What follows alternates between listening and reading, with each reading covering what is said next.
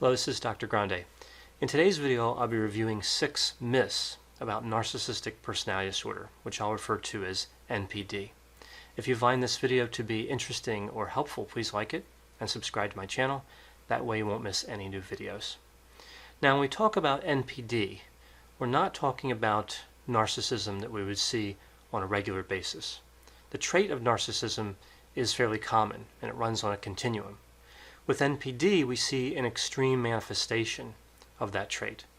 NPD is a personality disorder, so the extreme personality traits we see with NPD are persistent and maladaptive. A lot of times, narcissism can be somewhat helpful, but with NPD, it becomes destructive and harmful. So this brings me to myth number 1. Myth number 1 is that individuals with NPD are deliberately harmful. Now, we know individuals with this disorder do tend to get into difficulties with relationships, and their behaviors can alienate them, especially behaviors like arrogance or exploiting people. But we also have to remember that NPD is a personality disorder and is characterized by a lack of insight. The way NPD can be conceptualized is that an individual with this disorder is protecting a fragile sense of self by seeking this excessive admiration. So they can't fulfill their needs internally, and they look externally, but in a destructive way. So this behavior has a purpose, but it's not necessarily deliberately harmful. It may be harmful as a byproduct of this protective mechanism. Myth number 2 is that individuals with NPD have extremely high self-esteem or self-confidence. I actually think the opposite is true, that individuals with this disorder tend to have low self-esteem and low self-confidence. They just appear to have high self-esteem and high self-confidence. Again, we could look at the behaviors with NPD as being compensatory, an attempt to adapt to these feelings that come from low self-esteem. But really, the behavior tends to be maladaptive. So it's an attempt to deal with low self-esteem, to cope with it, but in a way that ultimately becomes maladaptive. Myth number 3 is that individuals with NPD are highly competitive.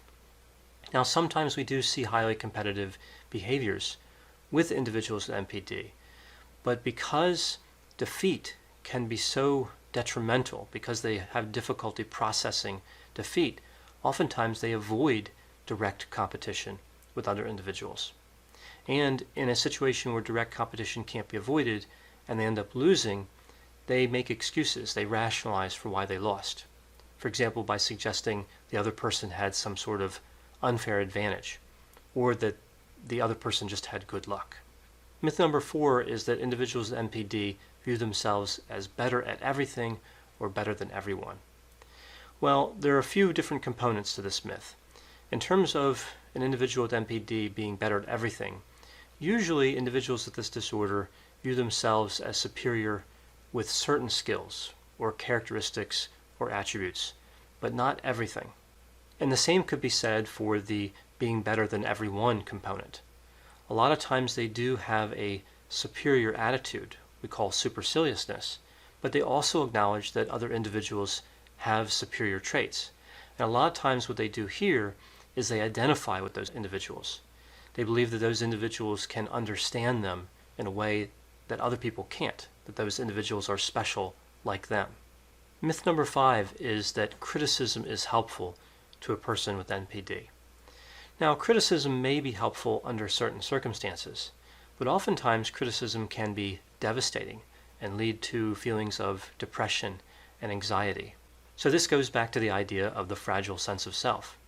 Criticism for a person with NPD comes in an external form, like I'm talking about in this myth, but also there's a self-criticism component to NPD, and both can actually be fairly destructive.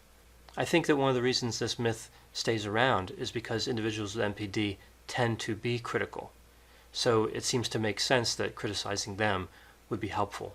But again, this often is not the case. Myth number 6 is that NPD is easy to spot right away. I actually think the opposite is true.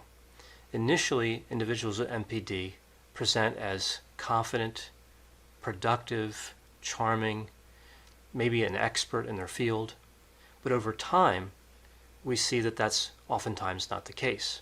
For example, individuals with this disorder tend to interview really well for jobs, and if they get the job, they don't tend to perform as well as one would think based on what happened in the interview.